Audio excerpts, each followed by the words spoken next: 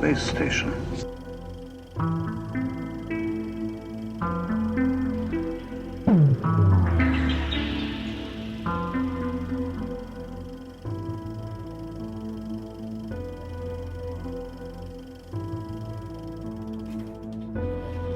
Hey guys, welcome back to the show. Just a reminder, tickets are still available for our conference in Grafton, Illinois, May 13th through the 16th at Pier Marquette Lodge and Conference Center, Rebels of Disclosure. So tickets are selling out. It's starting to fill up, and I was just made aware today that the campground, there's only 10 campsites available left. So if you want to camp and you still want to come, make sure you grab one of those spots. And there's still some lodging and hotels and Airbnbs and stuff in town. So it's not too late to grab a ticket. We encourage all of you to come and hang out with us. It's going to be a lot of fun. There's 4-day passes, 1-day passes. And if you can't make it in person, grab a live stream pass and it will be replayable. A lot of people think they have to be there live, but no, you don't have to watch it live. You have 6 months to watch the replay before the link expires. So take advantage of that. All the information is at rebelsofdisclosure.com. And we would like to invite you to sign up for our brand new email newsletter list at journeytotruth.online, our brand new website. And you will receive weekly to monthly emails with updates and current events and everything that we're up to. We're still kind of figuring out what we're doing with that, but you can go to journeytotruth.online and sign up for that email list there, and you won't miss a thing. So today's guest is Nigel Impey. He is a benevolent reptilian contactee, which is very, very interesting. And it's something that resonates. And a lot of people don't understand that there are benevolent reptilians out there. So I think it's very interesting when we get to interview a contactee who's had experiences with benevolent beings, such as Ken Rolla, if you don't know who he is. Rolla. And Nicole Frolic, actually. She was another Yeah. one who had a benevolent reptilian guide. So it's not uncommon, but it's a little more rare than the common narrative that we hear. We don't hear about it nearly as much. We just hear about the negative. And to be fair, it's for good reason. The Draco have been, unfortunately, kind of in control of things for a long time. So, of course, we're going to hear about that more. But a lot of people just tend to think there's only negative reptilians. That's all there. It's like that's not the case at all. There's Right. And it's just like saying there's only negative humans, which is obviously not the case. So, or negative of any race. But welcome to the show, Nigel. We're very excited to hear your story. And basically what I would like you to do is just kind of tell our audience what your first encounter was like with this benevolent reptilian and how that happened. And I understand they gave you a whole download of information, including what your mission is and a whole number of things I'd like to get into, but we can just start there if you'd like. Yeah, sure. Well, firstly, it's a pleasure to be with you guys. And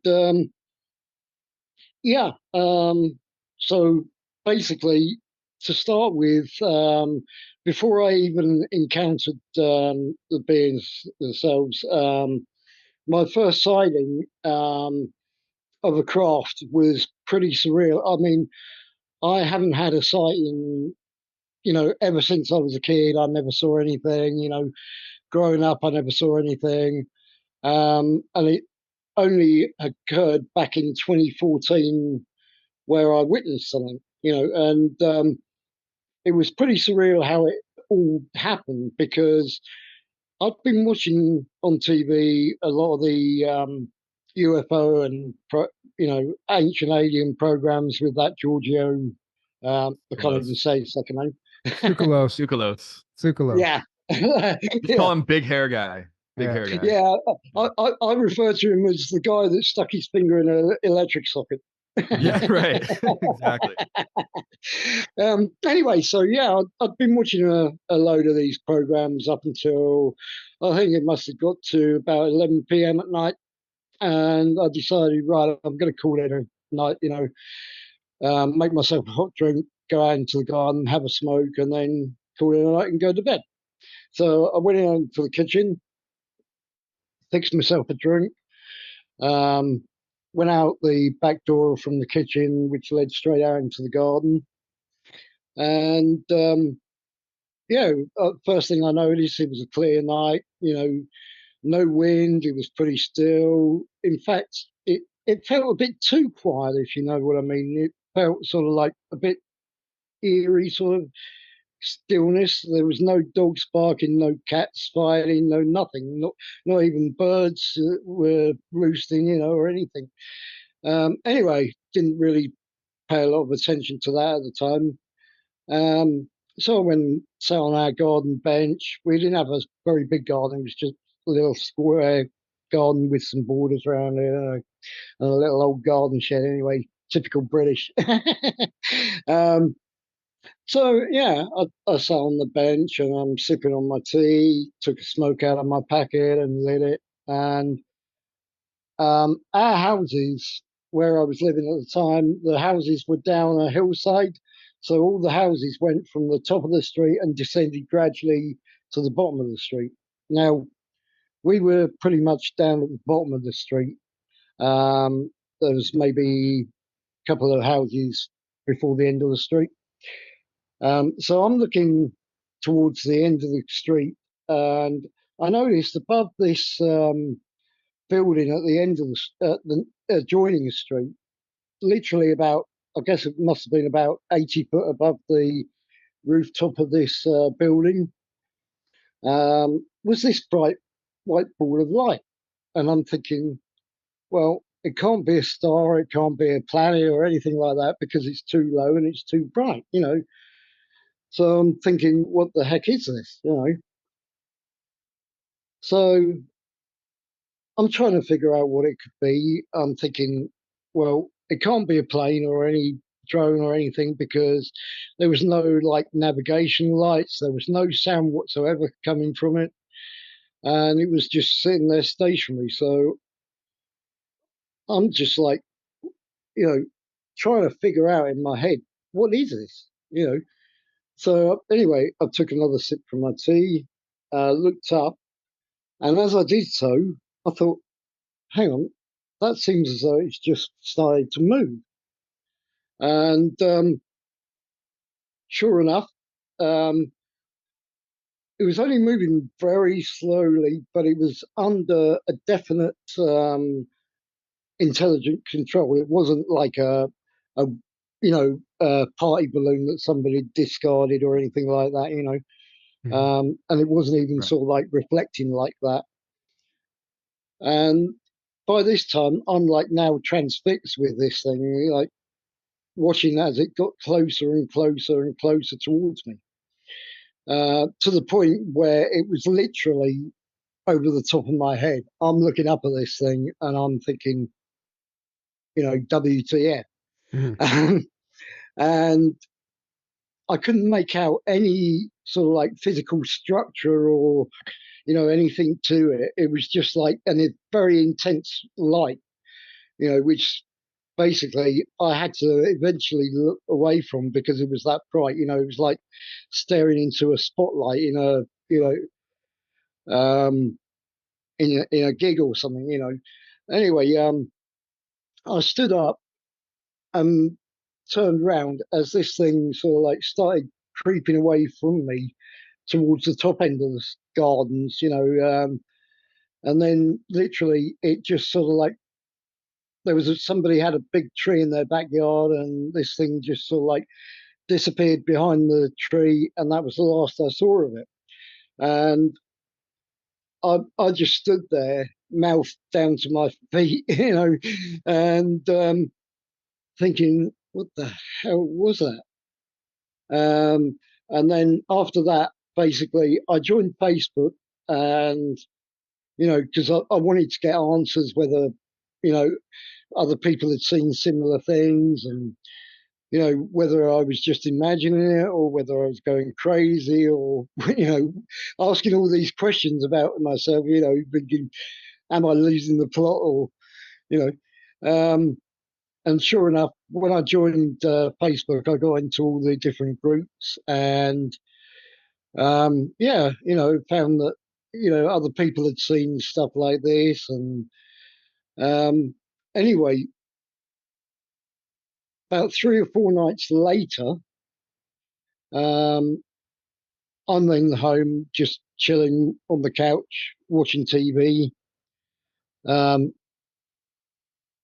can't even remember what I was watching now, but anyway, So 1 minute I'm laying on the couch watching TV.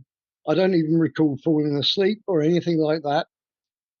Next minute, I'm not at home. I'm in a different total place. I was literally in a room it was a pretty largish room, um, and the walls had like a glow coming from, like a bioluminescent glow, like those glow sticks. If you have to break them and Right. shake them, and it gives out a sort of like a luminescent glow, like a green glow.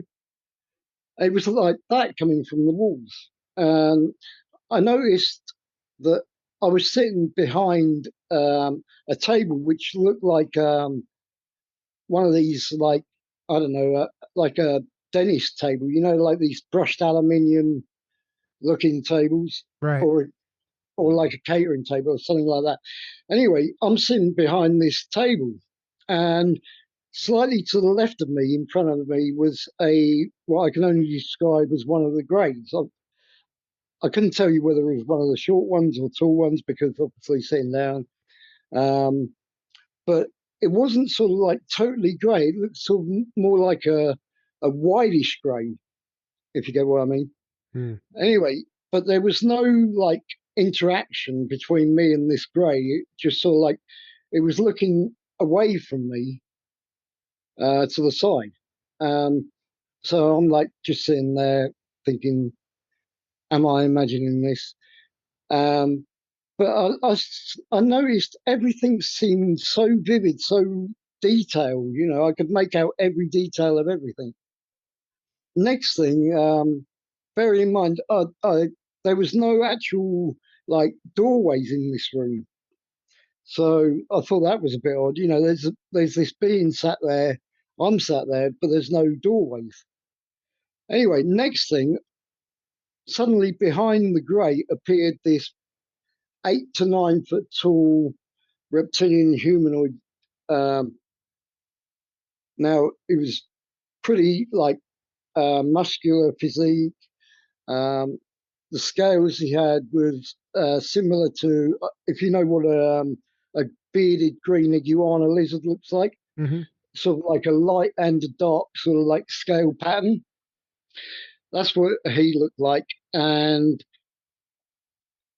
I looked, and he had thick muscular legs going down to clawed feet, had clawed hands, and he literally walked from behind the grey, and I noticed he had between a 2 to 4 foot long tail.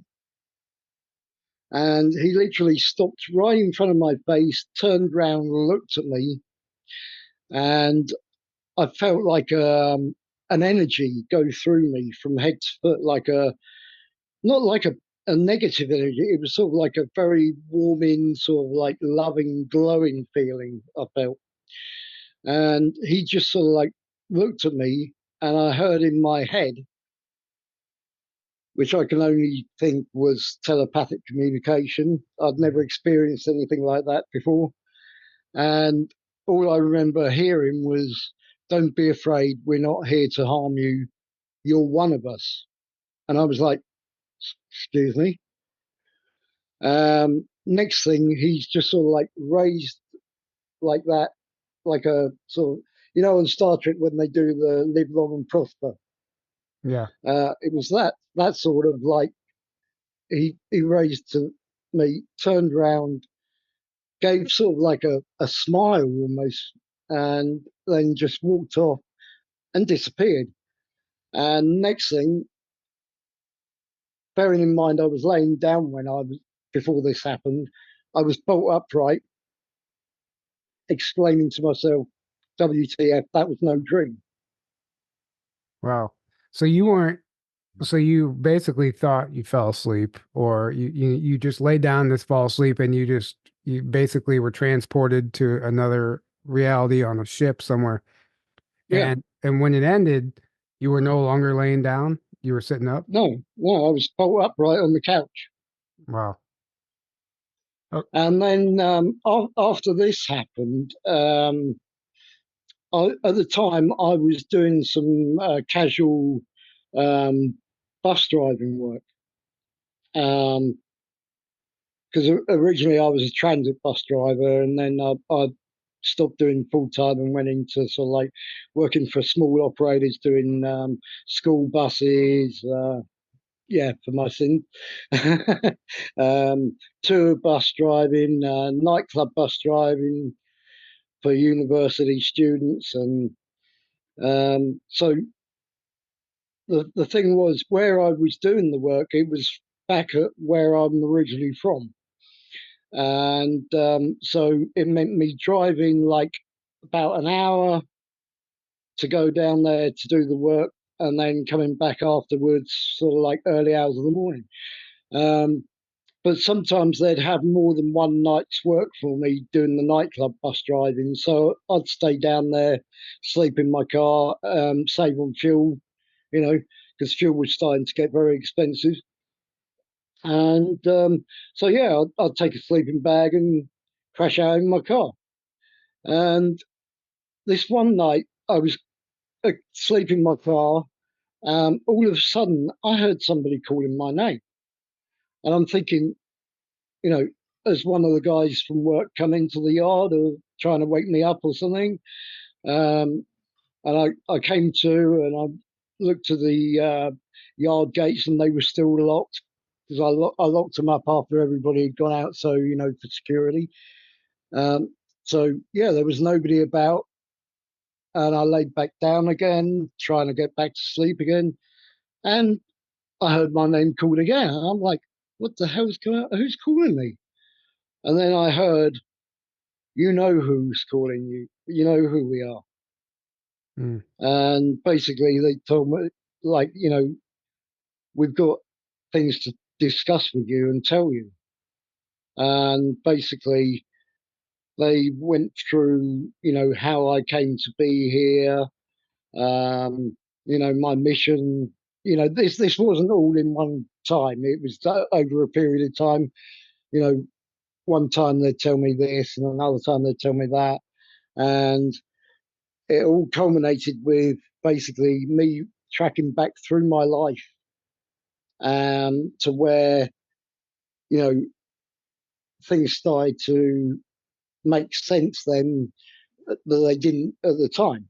You know, Right. like I was very much bullied at, ever since I was at sort of like junior school, right through my education. I didn't do very well with my qualifications because of that. Um, I was pretty much of a loner. I didn't fit in with the other kids. Um, I even remember as a very young kid that I'd turn around to my mum, and even then, like I'm talking about maybe 5, 6 years old or something, turning around to my mum and saying, "We're not alone."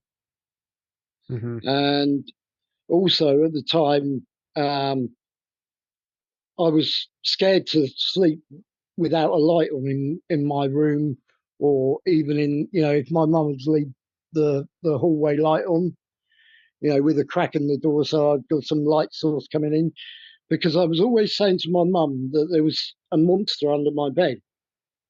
And I'm thinking afterwards, when I looked back, I was thinking, well, maybe it wasn't a monster. Maybe I was being visited back then.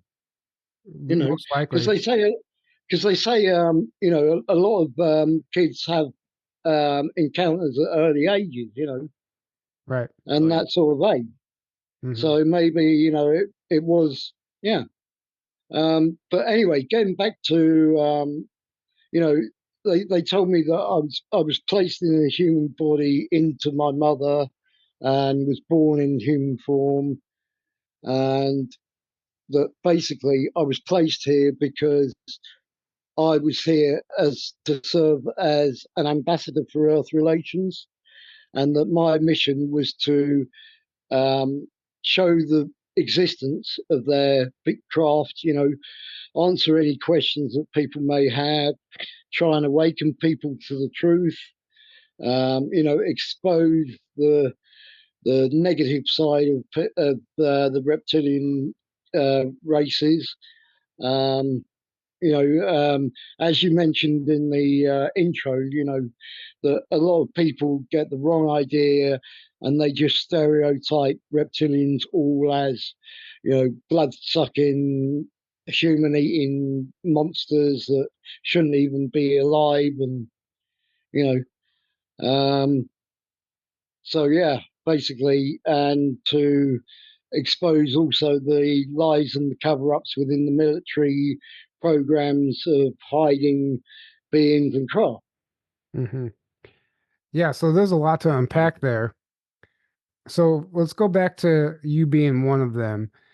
Did they give you any more specific details about where they actually are from, where they reside? Because I know like the Alpha Draconians come from Alpha Draconis, star system. So Yeah. do they come from a different star system completely? Well, originally, we actually originated from Earth, inner Earth, Oh yeah, Right. Agartha. Agartha, yeah. yeah, So We, but we the benevolent reptilians were from Agartha. Okay. Well, originally we were on the surface, but when the alphas took over, we were basically forced underground. So yeah, but we did have another planet that the Dracos actually stole from us, and made us basically forced us to find another planet, which for security reasons, I'm not allowed to mention where it is, and what it is. But um, yeah, we are actually descended from the dragon. Mm, that's very interesting. So the dragon realm is something that's been coming up a lot more. I think this is the year of the dragon, isn't it? Right it now? is. Yep. Yeah. Yeah, And they just mainstream just announced they discovered a full body skeleton of a dragon or a fossil of a dragon, something like that. Like they're acknowledging, oh, they actually did exist. It's not just a myth and legend. So they're entering the collective consciousness now. No coincidence, in my opinion. So your race was a descendant of the dragons. And so, okay, you mentioned in a previous interview there were vril reptilians. Can you elaborate on that a little more? yeah. That's basically uh, our lineage is from the real reptilians, not to be confused with the real Dawn, which is to do with the Nazis and stuff like that. But yeah, so the Vril were a royal race of dragons back in many aeons ago, So yeah, we are of the royal line. So that's interesting because I know the Not vril, not not to be mistaken with the royal line of the British royalty, Yeah. which are the Draco line. right, Alpha Draco. Yeah. right. Not every royal bloodline is actually a negative bloodline. So Yeah, what's interesting is the vril is described as being like a free energy source, right? As far yeah, as I understand. So I wonder where it originally got its name. Was it from the dragons, from the yeah. royal line of the dragons? And then It was, yeah, because obviously the coming race, the book, the coming race talked about the Germans going to inner Earth looking for this real energy, right? So obviously they had foreknowledge of this from expeditions years yeah. prior. Yeah. I mean, basically, the energy that used in the craft, which I have seen in the craft. I've even actually piloted a craft. Basically, the energy comes from crystals. Yeah. Okay. That's a commonly reported thing. Interesting. Yeah. Basically, the craft had like these huge banks of massive crystals, which basically work like a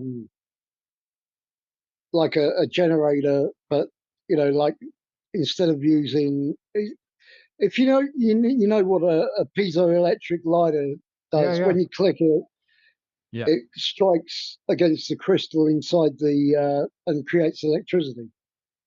Yeah. Now that's sort of like similar principle, but without actually having physical like striking of the crystal. The crystal actually resonates and creates a magnetic field between one crystal and the next. So basically, it builds up a bank like a battery backpack. Wow. So Yeah.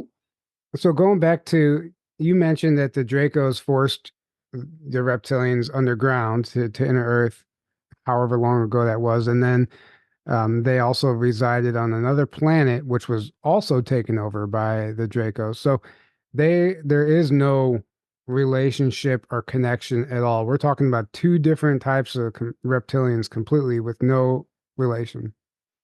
Well, no, but there are factions of the Dracos that basically rebelled against the Mhm. Draco regime and broke away. Oh, I've heard interesting. that from multiple people actually that there are well actually Ken Rolla says that the benevolent reptilians that he was in contact with were alpha draconians, so that would be the ones that rebelled and broke away and Yeah, started evolving or becoming more enlightened, you could say. Whereas the rest of the alpha draconians are, you could call them a regressive race, as Alex Collier would always say. exactly. Yeah, So, but what my point was is they have no problem. It's not just like they have it out against the humans, right? It's they were just right.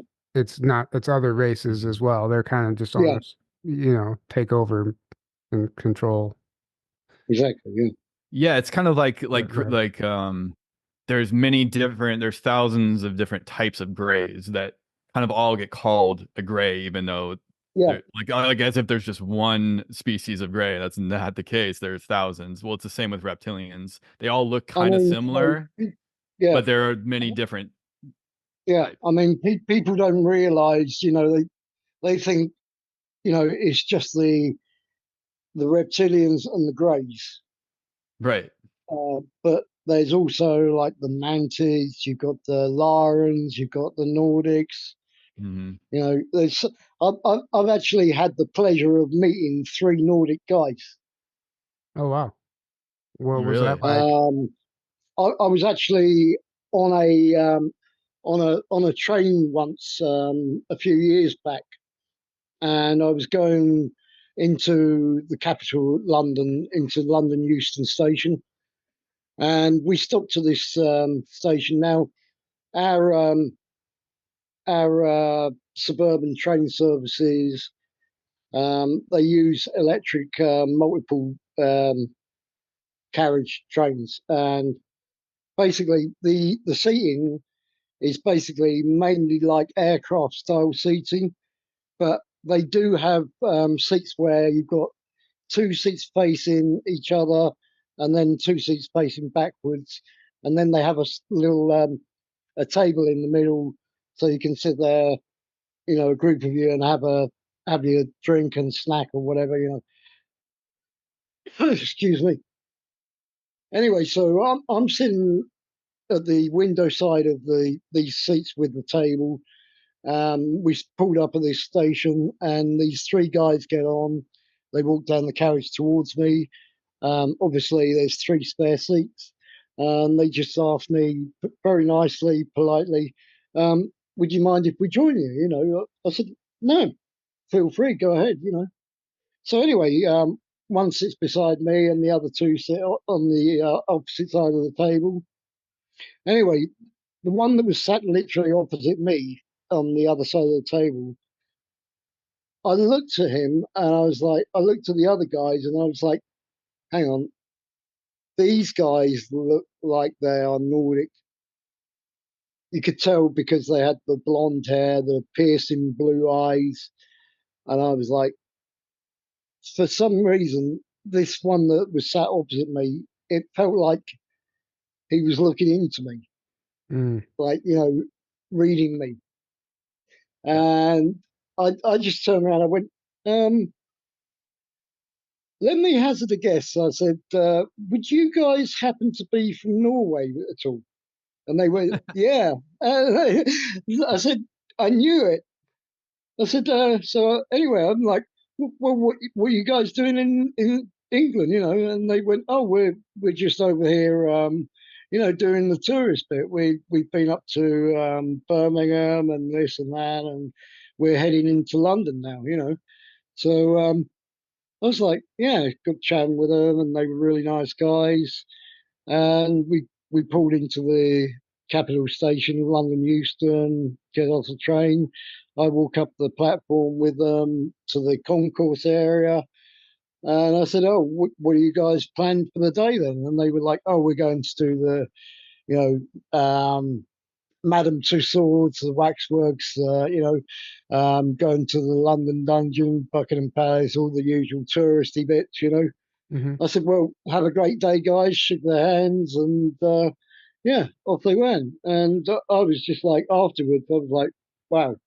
So you didn't be aside from that, they didn't tell you anything, any other information. It was just kind of more of your hunch that they were Nordics. Yeah, Wow. I mean, I believe that happens, and I'm sure we've all encountered beings. Sometimes I look at everyone differently now, and sometimes I wonder, like, was that just an ET? You know? Mhm. So I've heard many stories like that, yeah, and sometimes there will be dead giveaways where the person says, "Oh," and then I turned around for a split second, and then they were like disappeared. You know, like so obviously it's not a normal human or something else is going on there. Or they start getting a telepath, like they started talking to me normally, and then they started telepathically communicating, and then I knew, okay, they're definitely an ET. You know? right. well, I had a strange experience one morning. Uh, I'm an early riser, you know. I get up with the crack of dawn, you know, when the birds start singing, and I've always been like that because the work I've always been doing has been like driving work of some description. You know, I used to do delivery work and stuff like that. So sometimes I'd be out on the road like early in the morning, like maybe even 2:30 a.m. in the morning. Right. Um, so you know, me and getting up early is no problem. You know, but anyway, this one morning I woke up. It was about 5 a.m. Just before 5 a.m., I'd run out of smoke, so I had to go to the local store, which is literally 2 minutes walk away from home, which is handy. You know, we've got takeaways, we've got yeah, right on our doorstep. You know, anyway, I'm walking towards the store, and you know, normally the only people I encounter if I'm up that early going to the store to get my smokes and a drink is people going to work. You know, you can tell the people that are going to work because they're wearing their high vis jackets and whatever. You know. Anyway, before I even got to the shop, this was the weird bit. There was two guys walking the opposite way, not to the shop, but away from the shop, which I don't normally encounter anyone walking away from the shop towards me. Um, there was two guys, and as they got level with me, I couldn't really make, they were wearing dark clothing. I couldn't really make out any facial features or anything. One of them just turned around, looked at me, and I didn't even see him say anything physically. I just heard in my head, oh, there's Snake Man or something, and started laughing with the other guy. And as you say, next thing I've looked and they vanished. Mm-hmm. So what did they say in your head? Oh, look, they were like laughing and saying, oh, there's Snake Guy. Oh, snake guy. Oh, this Oh, snake guy. that's They knew you that's were a interesting. reptilian being. Yeah, interesting. So have you, that's very interesting. Have you encountered any of the Draco, any of the negative ones in your time here? Uh, yeah, unfortunately I have. What was that like? And I got a lot of negative attacks. I've met ones on Facebook in specific that have basically threatened my life, threatened my family's life. Um, you know, and I've had stuff happen as well where I can be feeling in the greatest of moods, you know, and then I'll brush past somebody and I can feel the negative energy straight away, Hmm. and I literally have to go away, sit down, recompose myself, and um, also I get attacked not by well, I presume it is part of the Draco regime, but the military side of things, I get buzzed by black helicopters Right. on a regular basis, and when they do, I feel like they're targeting me with either RF or microwave energy. Yeah. Yeah, that's a common thing. So when you said you encountered them on Facebook, you're talking about a Draco in human form. Just so okay, you haven't actually encountered one like you encountered the first Benevolent one where you actually saw them physically, like the Royal Draco with the wings and stuff. No, no. Okay. So that, yeah, that doesn't surprise me. A number of, I guess, people like yourself are here, or ETs in human form. I guess you could call us star seeds, but I think some people know they have a full memory of where they came from, like you. I mean, maybe it comes back over time. Sometimes they're born with that memory. Yeah, it took some time to sort of like come back to me. But I do remember that I have family on my home world. Um, I remember one of my brothers actually got killed by one of the gang of Draco. Oh, so Oh wow.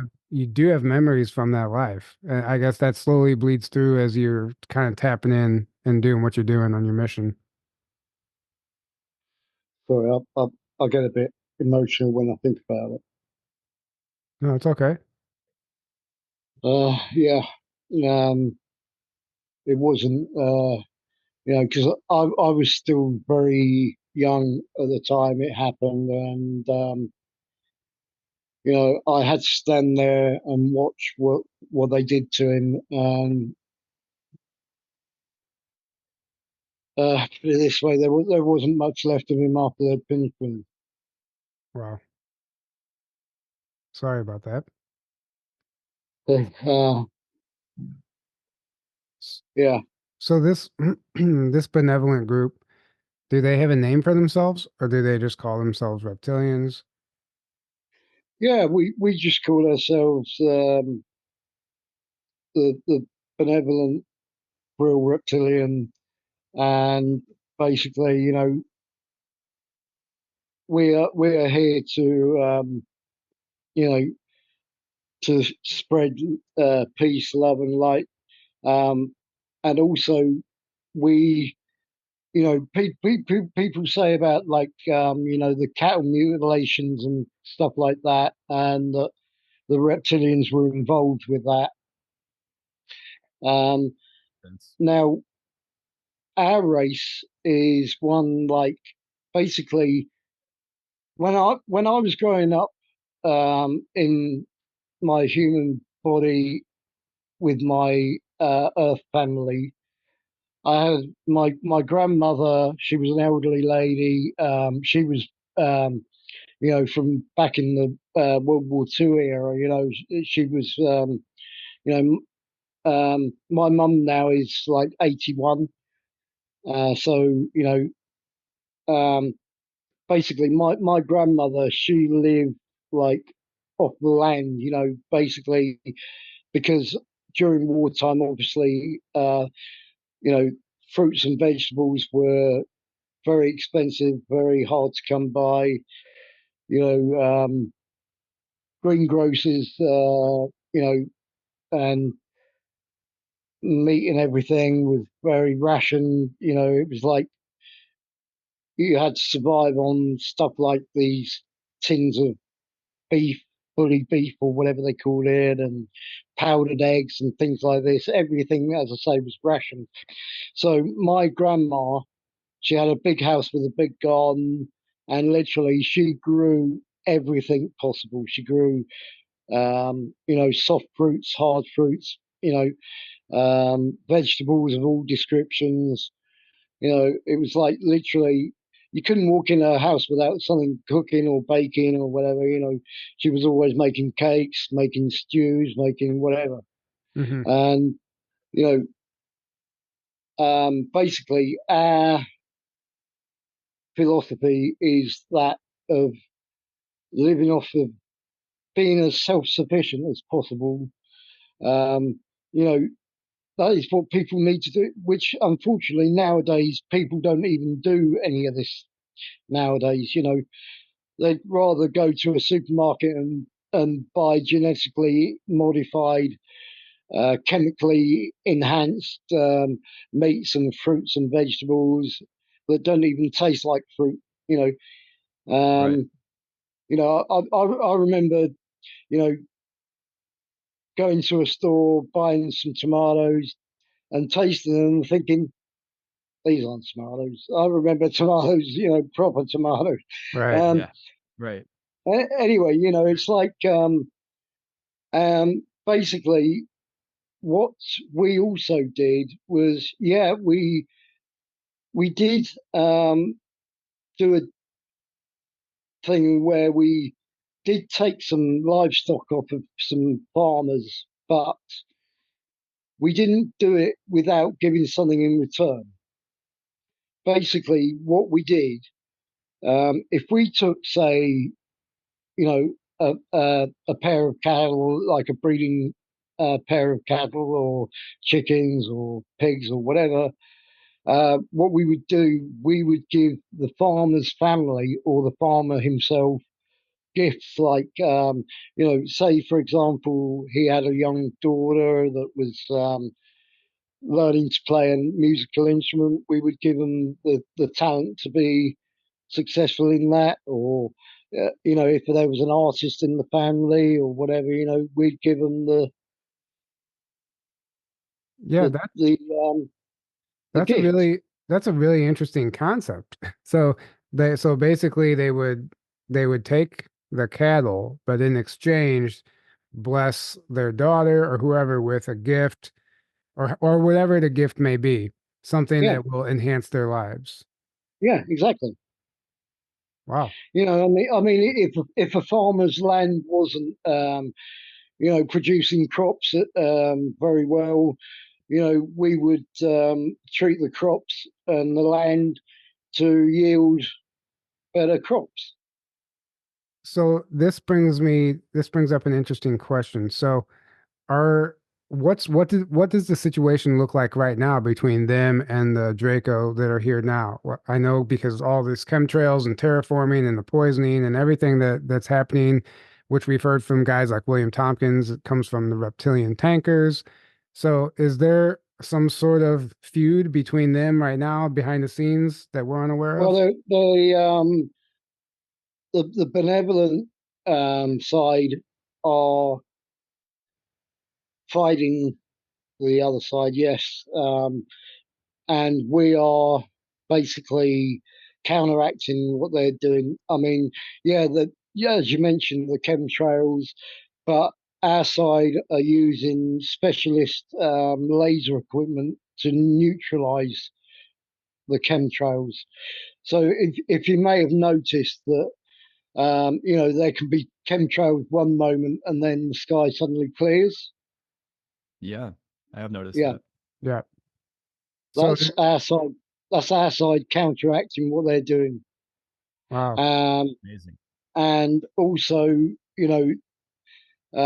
basically, are that they are being gradually taken away, and what they're doing is they're trying to, with their last gas sort of thing, they're trying to do as much damage in their last throes as they can Yeah.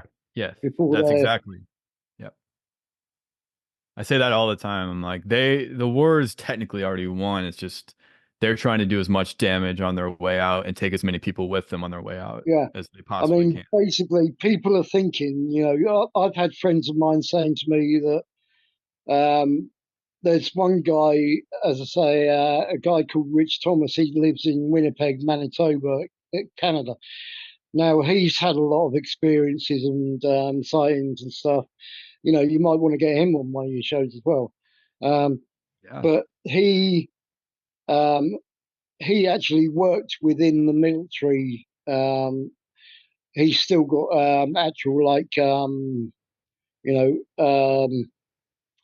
where they're not allowed to disclose an order or whatever. NDA, NDAs. Yeah, yeah, that's a non-disclosure. Um, he's still got a couple of years left of that to run. But what he has told me is he actually worked within a department that was to do with linguistics and stuff.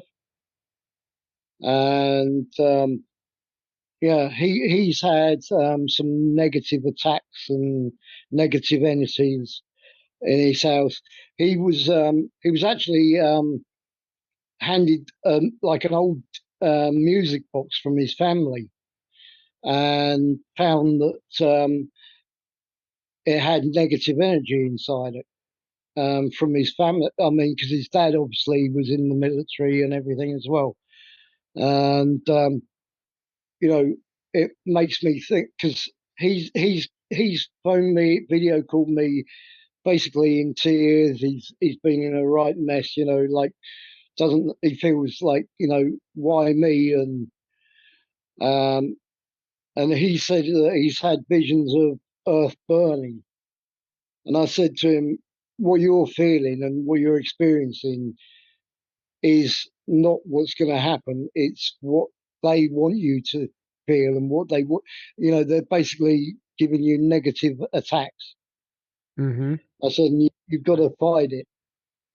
Yeah, I agree. So, Yep, what absolutely. have they shown you anything about our future, or is that Oh even? yeah, they've shown me. Basically, it's like a utopia. It's like as I said to you before about my grandma growing her own fruits and vegetables and everything. You know, land is going to be more fertile again. People are going to have more space, because you know the areas where commerce and stuff is going to happen isn't going to be as, like, a lot of people are going to be working on the lands and stuff again. Mm, yeah, Beautiful. I definitely feel that's the case, but right now, obviously, everything just has to. I mean, the machine's going to consume itself until it's just completely gone, So, and we're in that process right now, and everyone's kicking and screaming, and a lot of people don't really understand the bigger picture, so they're still playing off of that fear, and loot harvesting off of that fear. So we have a little ways to go, but definitely I agree there's a bright future for sure. Yeah. Are you in telepathic communication currently? Like, do you know any of their names and like where they Yeah, reside? I'm in contact with. I've got a ship that looks it guards over me, and I'm in contact with the ship commander, which is Guard, Garrgh, and the chief engineer is called Tarrgh. And the chief engineer isn't just like engineer in respect to the craft itself. He's also a hydroponics engineer, uh, growing fruits and vegetables and stuff like that. And basically, has even asked me what fruits and vegetables I can recommend and things like that. And And this all happens telepathically, like through yeah, meditation, or yeah, it's just comes through telepathically. wow, that's incredible. Yeah, And like and I forgot to mention, as I say, when I was on the ship as well, I said that I actually controlled this. They showed me how to control the ship, which basically um, is like by mind, but you have to have a physical connection to an interface like a pad on the control desk. Yeah. And basically, it takes some concentration to actually use it. It's like because you've got to focus on how fast you want to go, which direction, to within degrees. And that aligns with a lot of testimonies. And it's interesting the hand thing. It's apparent that there is some sort of physical connection. You put your hand inside of it, and it's a mind connection, but it's also It's like physical. it's like actually sort of like a living sort of like a um, biomechanical. Um, I mean, and as well the actual. I should have actually sent you some of my images because the actual outside of the craft, um, when they're like cloaked, they can be cloaked to blend in with any situation. Like you can have a clear sky. I've witnessed where I've been looking up at the sky and I've caught a metallic glint out the corner of my eye. And there's been no planes around, no plane noise or anything. I've just seen this glint and I videoed it and I captured a craft cloaked. Mm, They gave me the tools basically when I first started seeing things. They they directed me to Play Store to these specific photo software and video software to enhance the pictures of the video that I take. So I take screenshots and then I enhance them, I brighten them, sharpen them, and then run them through filters, and it unveils what's hidden. And basically, the outside of the craft. If you imagine like you've got a circuit board for a computer, you've got the CPU unit, you've got the graphics cards, everything's slotted into specific slots, and there's tracks that join the various components.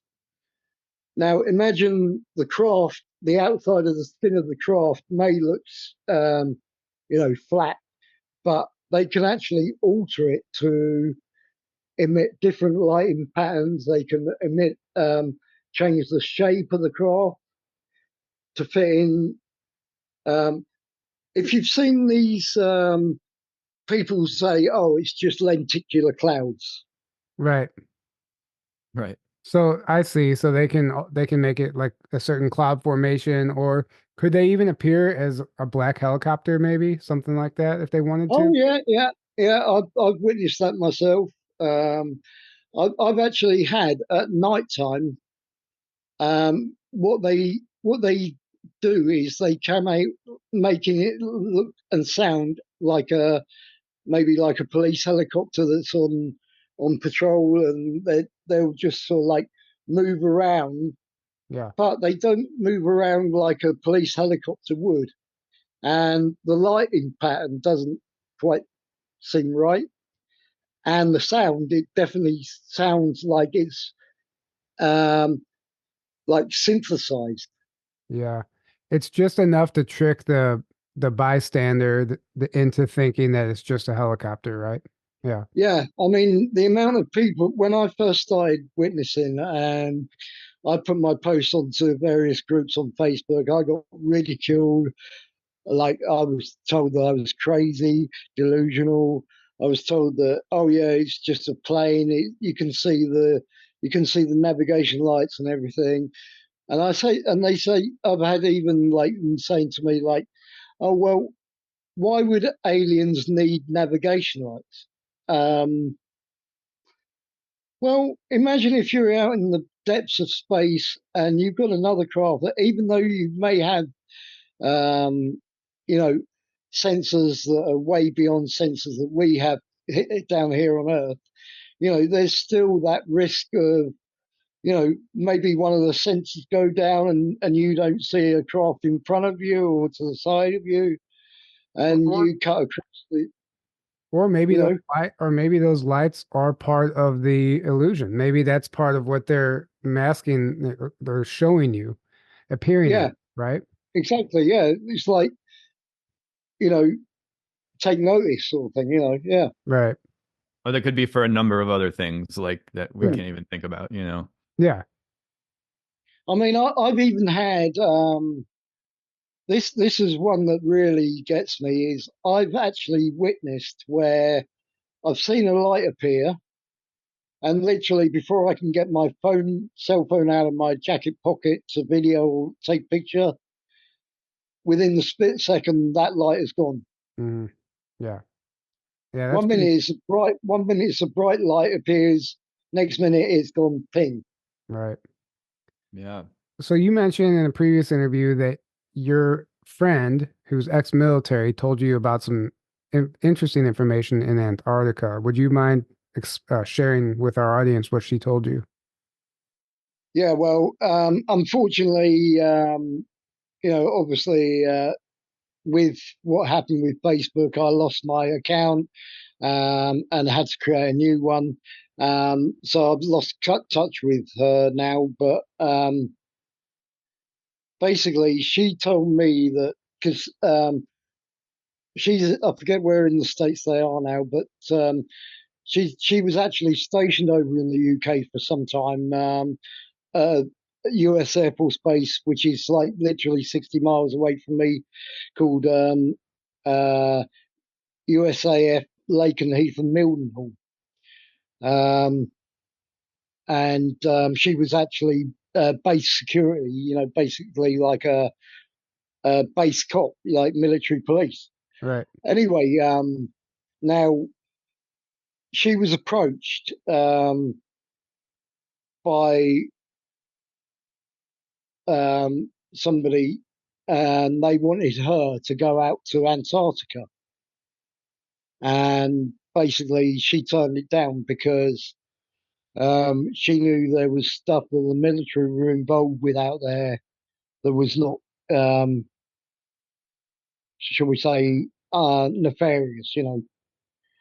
um, and it was at the expense of what was going on underneath her. And Because Antarctica is actually one of the entrances to Agartha. That's right. right. So Yeah. And was she told information about that? I mentioned to her about it, and she seemed to know already. Yeah. Oh, wow. And so what is your opinion on why everyone is down there right now? All militaries from all over the world are down there, and why, the whole treaty and everything. Well, they basically are trying to get technology, that, i.e., the crystals. They're trying to get these crystals that we use for power out of Earth. And they created this machine, which was, according to them, a neutrino detector to detect signals and whatever. But what they suddenly happened to stumble upon was this neutrino detector wasn't able to just receive, it was able to transmit. And so basically, you know, and it's just funny that, it's not just the US military that are there. You've got the British military, you've got the Chinese, Japanese, whatever there. Hmm. And, it's because it's like they're all trying to get hold of the crystals before each other. Interesting. And Yeah. and there isn't we know that there's, New Schwabenland and the reptilian bases and the And Germans who have been there, the Nazis yeah. teamed up Yeah. with the Draco, and they have bases that they've had bases there for a long time. And potentially the entrance to Hollow Earth, It's to Inner Earth. which, who knows what that situation looks like down there. It's just interesting. Well, there were like politicians years ago. Remember when like on election day be going to Antarctica and it made no sense to anyone. They come up with some BS cover that made no sense. Like Well, John Kerry and all these other people. Buzz Aldrin went down there. All these people. Like, why are they all going to yeah, Antarctica? Well, they're going to like get orders or connect with these beings that well, are already down. when Kennedy got assassinated, now he was actually going to spill the beans about the UFO and ET stuff that he knew, and he was going to share it with the Russians, and that's why he got assassinated. Right. And then it just seems that all these presidents, that know too much. Yeah. Yeah. I mean, I've been on a podcast with the granddaughter of Oh, Laura Dwight. Eisenhower. Yeah. Laura Yeah, Eisenhower. yeah, She's speaking at our conference in 2 months. yeah. We're good friends with Laura. Yeah. Yeah. Oh, That's she's how I awesome. saw your interview with her. That's how Yeah, she's awesome. I love her. She's a great woman. she's amazing. And I actually asked her. I said, because there's been pictures circulating, black and white pictures of Dwight with one of the graves. And I said to her, I said, are these actual genuine pictures? She went, well, the pictures aren't genuine. She said, but it did happen. Right.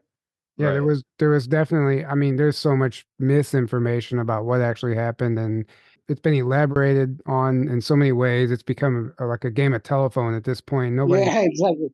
Yeah. yeah, Yeah. I mean, it's like with I watched an interview that basically there was Will Smith out of Men in Black and his son. I forget his son's name now.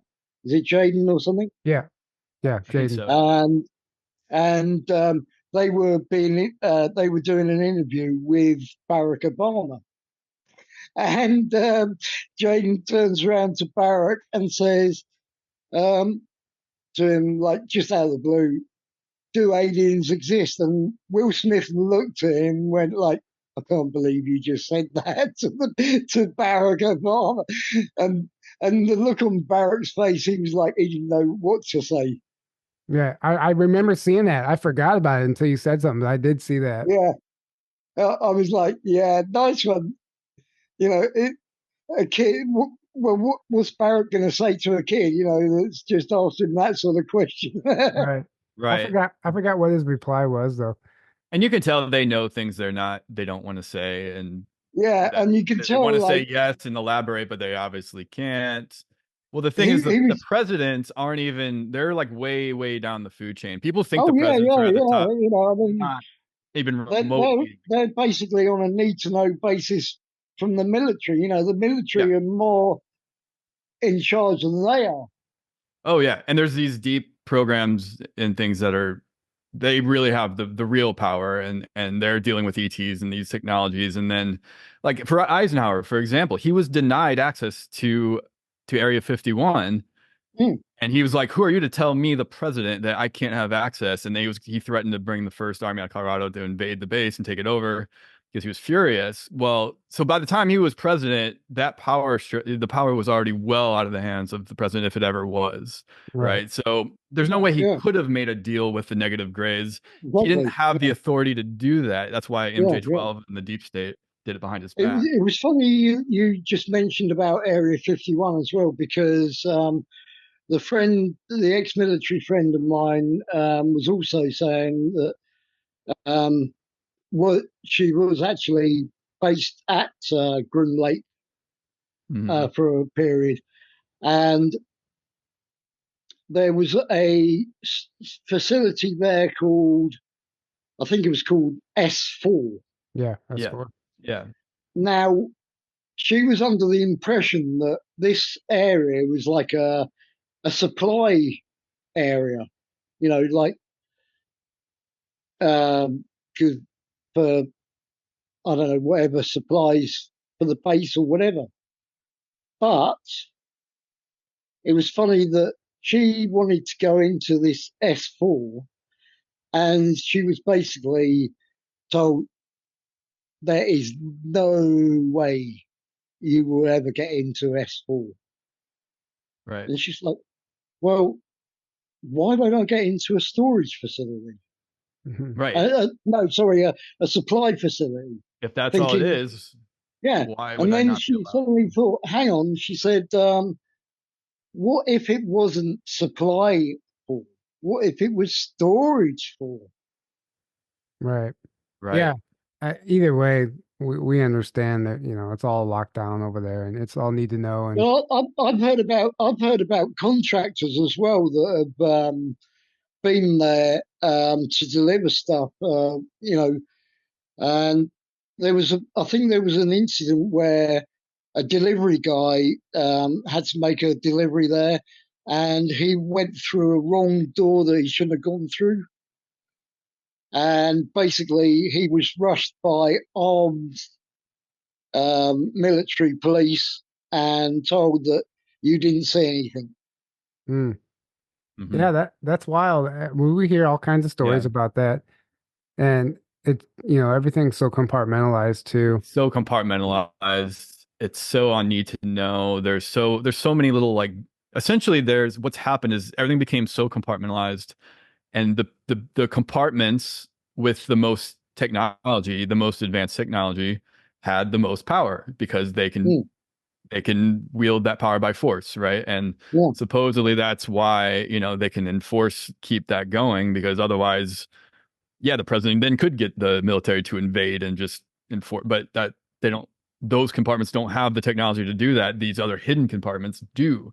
And they've become these I like mean, breakaway, have unaccountable you to anyone else compartments, right? So have you, have you it's heard kind of about cool.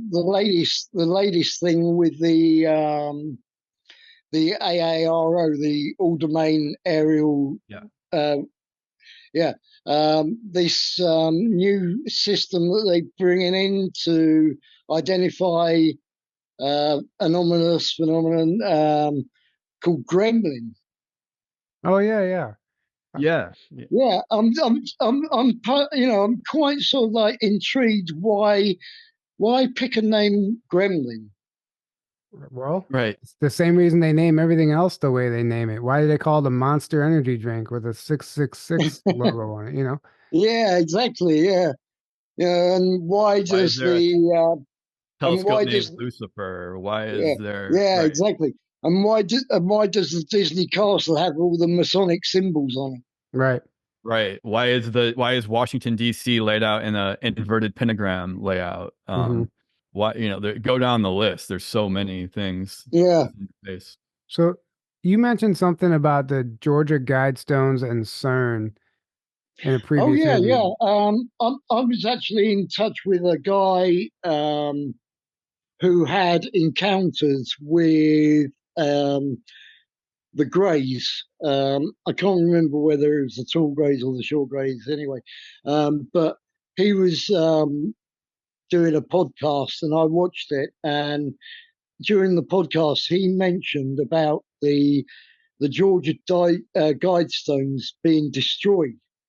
And basically, he said that that was the Greys warning about, because they were starting to ramp up um, the energy with CERN, the Hadron Collider. And basically, that was their sort of like warning to them, like, you guys don't know what you're messing with. Stop what you're doing.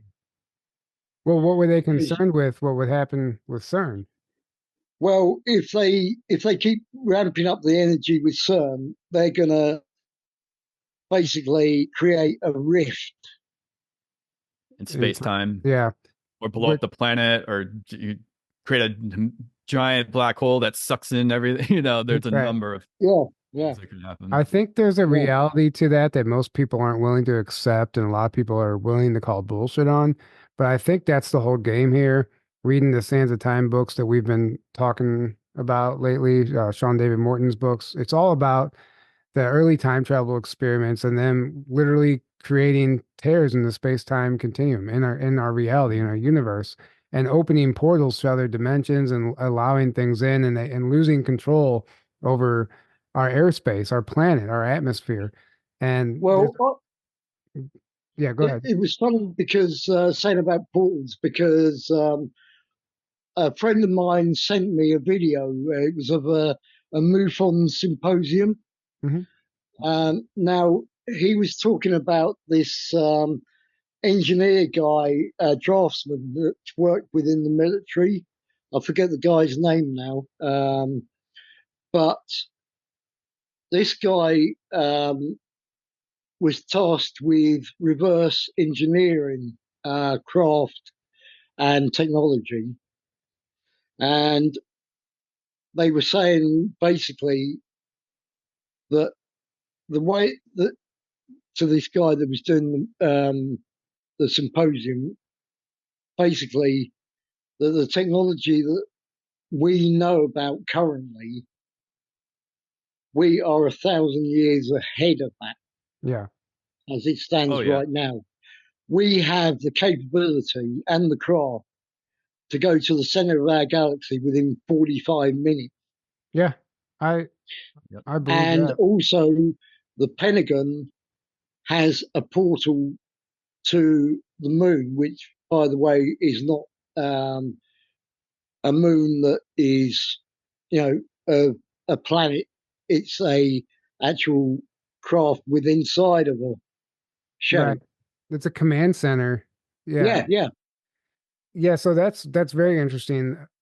And In those literally, this portal to the from the Pentagon to the moon, they can leave the Pentagon, be at the moon in 5 minutes flat, and yeah. then have a meeting in the moon, and then be back in 5 minutes again.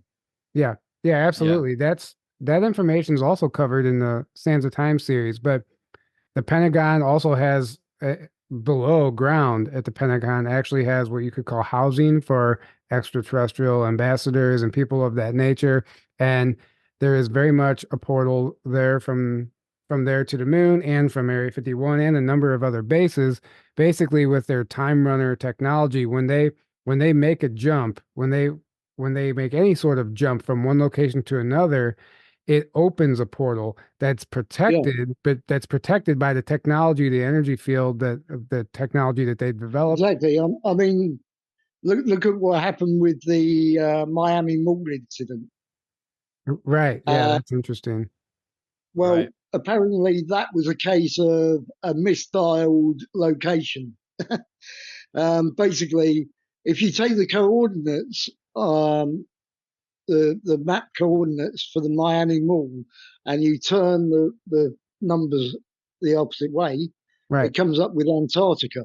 Yeah. I saw Yeah. someone say that, and Yeah, that makes, I mean, it makes sense. Maybe Yeah. it was an accident, or maybe someone deliberately said it that way to cause that incident. and Yeah. then obviously you had the incident in the backyard of Vegas. uh, yeah, Vegas. Yeah. Yeah, Yeah.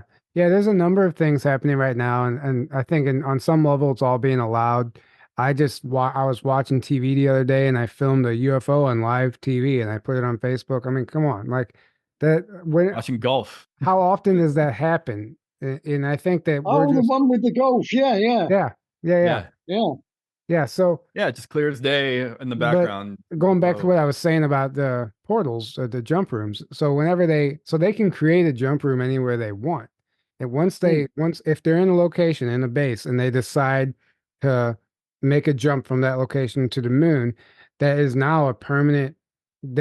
Anyone can use that portal now. You can yeah, essentially call yeah, it, and it's open, but it's protected now because of their technology. In the early days, they didn't know how to protect it, and they would create a tear, and it would create all types of time distortions and Mandela effects. And somebody would make a jump, it could actually have a huge change. It could make it can make a significant change in our timeline or a very subtle change in our timeline, depending on the circumstances, right? So a lot of the Mandela effects, actually all of them, in my opinion, are from this technology being used in the early Yeah. days without them actually understanding what they were doing and I the mean, effects. Right. it's quite sort of like, I mean, growing up, with the early days of Star Trek when, you know, you could see the string suspended, the Enterprise, and all that sort of stuff, and Doctor Who, and all the technology, that they were portraying back then. You know, you look at Star Trek in the when they had the communicator, which was basically like a flip phone. Right. And then all of a sudden, along comes a Motorola flip phone that looks like the Starship communicator. Yeah. Right. And then, years later, if somebody had said to you, like back in the 60s, like, hey, we're going to have phones that you can access the internet, you can take high resolution videos, you can take pictures with them like a film camera, but without film, people would think you were crazy. Right. Right. Well, if Tesla was some, talking about all this stuff in the 19 teens and 20s. He's like, oh yeah, there would be wireless communication. I mean, even the internet Wireless. started out. The internet actually started out not as not we didn't have access to the internet, but guess who had access to the internet? And what was it called? It was called DARPANET. right. Right. Right. It was a It DARPA. was the Defense Advanced Research Projects. Mhm. Yeah. It was Yeah, Right. there You know now. what else? You know what else was a DARPA creation? Facebook. It was yeah. called Life. It was called LifeLog, and the day they say LifeLog ended is the day that Facebook was created. It was just LifeLog renamed as Facebook and released to the public. Right. And DARPA, like you said, also just created the internet in general. And I'm sure there was, supposedly for nefarious purposes for what they wanted to use for their agendas, but the only way they could do that was to release it publicly. And luckily, it's been flipped on them and used actually to help the awakening and to help us all connect and expand our consciousness Exactly. instead. Mhm. Yeah. So, is there any last words that you would like to leave us with? Any messages from your benevolent group of reptilians that you would like to leave our audience with before we wrap this up? Yeah. Basically, to keep positive. Um, not let negative energy take you down. There is hope on the horizon. You know, and to try and even if you only have like a window box or something, maybe try and grow some fruits or vegetables. Um, and watch what you eat because a lot of the stuff out there is modified by a company called Monsanto, which is part of the Rothschild dynasty. And also what I will say is to try and help anyone that you can in any way possible. Be kind to each other, unite with each other. Um, if somebody's struggling, like, I mean, I've had good friends of mine help me out because just before Christmas, actually, the powers that be decided that I was no longer serious enough disability to get my disability payment. I had a phone review, which I told them my condition had got worse, not better. And then I get a letter through um, as of the 18th of December 2023, we cannot pay you your PIP disability because your condition has improved. Hmm. So I'm waiting now for an appeal of that. So basically, now me and my partner are surviving on one benefit. which out of that has to and has to come rent, utilities, everything else. We're left with basically nothing, and you know the powers that be think this is fine, to treat people like that.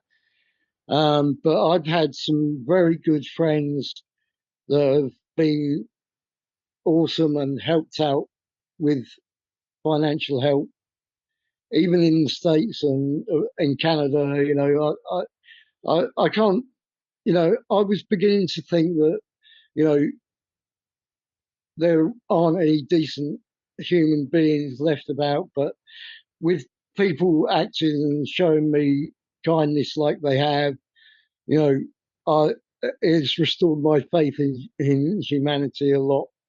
Um, and more people need to help each other. If somebody's struggling, help them out. It's like I was just watching earlier, a guy on YouTube has been going around, basically, um, getting people to make food for the homeless, and because me and my partner were homeless for 4 months during COVID. We were in a two-man tent in a park, and um, back in 2021, we got you know back into private renting, and that's where we are now. Yeah, I agree, and that's beautiful when people Yeah. come forward and the help is out there if you're willing to receive it. A lot of people think they can do it on their own, and we're all here to help each other. So when you start speaking your truth and sharing your story, you never know who's going to show up and what opportunities will present themselves. So that's a beautiful message to end with. And yeah, and when you need help, do not be afraid to ask for help. And like you said, I do believe there are way more uh, loving humans and beautiful humans that will help you when they see you in need, than Right. there are people that won't. Because But at our core, I, humanity is I was actually given the gift of ESP and empathy, and I can read people, and I can feel their energies and everything. And you know, I can feel you guys right now, through the phone, and I can tell that you guys are the most loving, caring people out there. And I'm glad to have your friendship, and it's just a shame that I'm across the pond from you guys. Otherwise, I'd be over there giving you a great big hug. Well, oh, that's beautiful. Thank you absolutely. for Thank sharing you that. so much. And likewise, we feel the Likewise. same. And yeah, one day we'll all unite. That's definitely for sure. It won't always be Oh like yeah, this. yeah, It won't always be like this. We'll be able to, teleport right over there and hang out, get some lunch and come back. exactly. Yeah, Well, I and mean remember, the the more we can unite and come together in love, the quicker we can manifest this beautiful new we we reality. we we're gonna upset the airlines though, creating pools and stuff. Right. Right. Exactly. Well, thank you so much for joining us. This has Thank you been so much. great. Been a And pleasure, man. yeah, thank you for doing what you do and sharing these beautiful messages and keep up the great work. We really appreciate it. Is there anywhere that people can find you or follow you that you'd like to let our audience Yeah, know? find me on Facebook under Nigel Impey. You'll see my ugly mug, and in my cover photo, we've got a picture of our white cat, Ghosty, who was a stray, and we took him in and rescued him as well. So you know, we took him off the street like we took ourselves off the street. Um, yeah, can find me on there. I've also got my own UFO group, which is called Exposing the UFO/UAP Reality.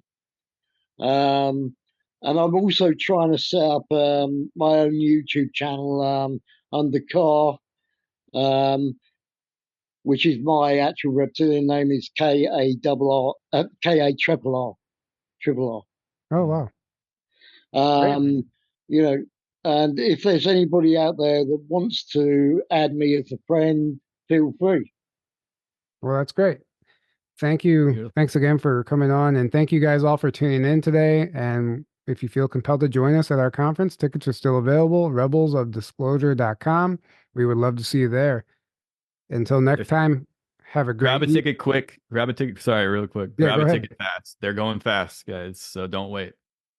Yeah, absolutely. And if you can't make it, grab a live stream. If you can't come, If you can't make it, grab a live stream for $88. Right. Yep, absolutely. So we look forward to that. And until next time, have a great evening. We love you all. Good night. Yeah. Guys. Peace, love, and light.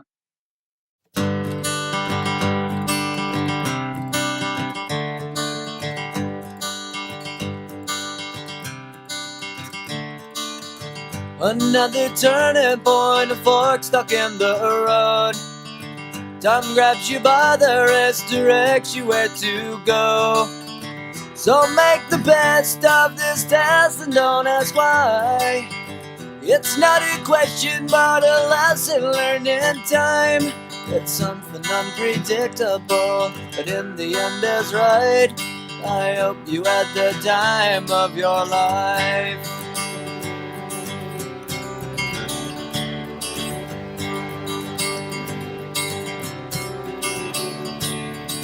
So take the photographs and still frames in your mind, hanging on a shelf in good health and good time. Tattoos and memories and dead skin on trial. For what it's worth, it was worth all the while. It's something unpredictable, but in the end is right. I hope you had the time of your life.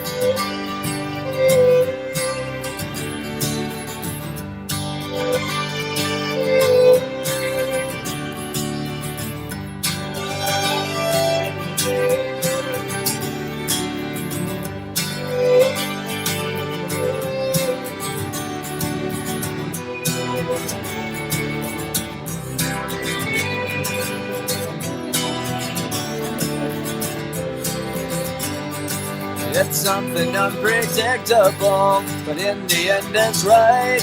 I hope you had the time of your life.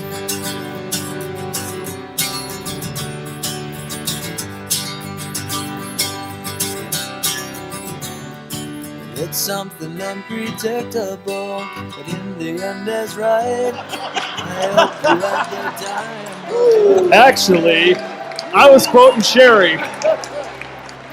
That's the last time Brad will ever quote me.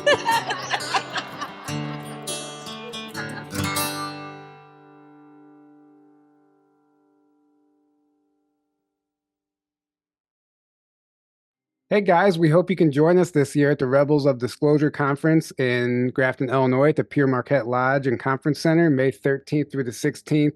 As you can see, we have tons of fun. We made some great memories, and we just wanted to take this opportunity to extend the invite to all of you who've never been. It's so much fun, and it's so important to connect with Soul Family, and we just really look forward to seeing everyone out there. Yeah, I hope to see you all there. It's a blast.